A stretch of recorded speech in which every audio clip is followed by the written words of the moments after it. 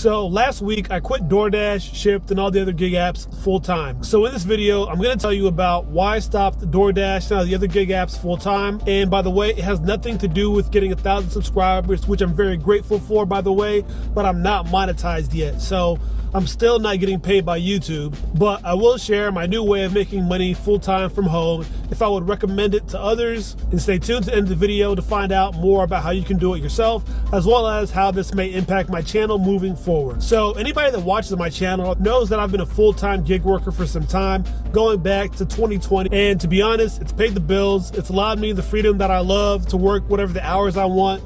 And it's also allowed me to learn how to create content, how to grow a channel, and how to be my own boss, which is something that I've always wanted to do. But recently, the situation has become untenable. I mean, gas prices are going through the roof. Every day I see a new gas price high.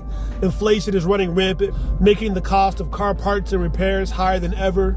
And lastly, the job market is much different than it was just even 2 years ago. Some of the same jobs that were emailing me when I was laid off are being reposted, and now they're offering considerably higher pay, free or very cheap benefits as far as health insurance, medical, dental, etc., more time off and paid holidays, sign-on bonuses, annual bonuses, not to mention the ability to do it from home, saving you even more time, money, and effort. Now, don't get it twisted. I'm not here fanboying W-2 jobs. They're not the end-all, be-all. I do not think that W-2 jobs are really the way of the future for people with an entrepreneurial mind or heart. My plan is not to be in a W-2 job forever. As I mentioned earlier, I love being my boss, creating my channel, growing my brand, etc. And in the long run, I want to grow my channel into other streams of income, make other channels, etc. And I see YouTube and content creation and entrepreneurship as my full-time, long-term goal. But the ability to work from home, being paid decently while doing it, and being able to do gig work on the side in the mornings and the evenings and the weekends is something that just makes too much sense for me right now.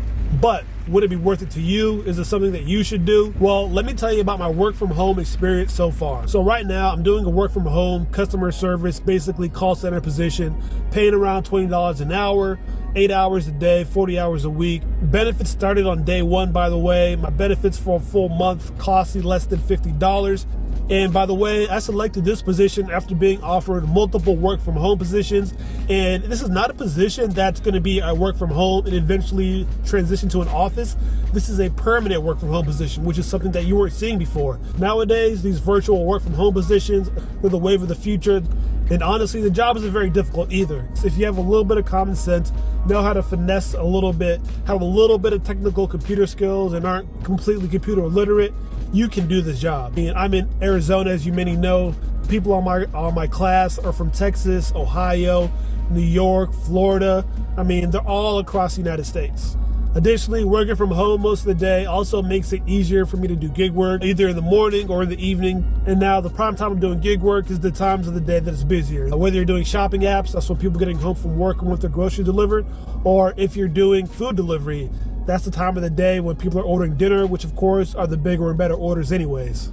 And last thing I'll say is it saves me a lot of money not having to commute to work, not having to remember to bring my lunch and end up eating out. So personally, it's something that I would recommend, or at least trying it. It's not going to be for everybody. If you're not good with computers, it's probably not going to be something for you.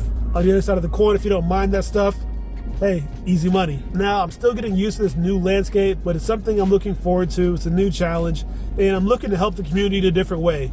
Now, with the part-time gig work and only having limited amounts of time to do it, you know, for the people who have full-time jobs and do gig work part-time, I'm going to be looking to share the tips and tricks that I learned that are more applicable to our situation. And I'll be seeing how these new time limitations have an impact on maybe the orders I accept, the apps I use, the areas I go to, etc.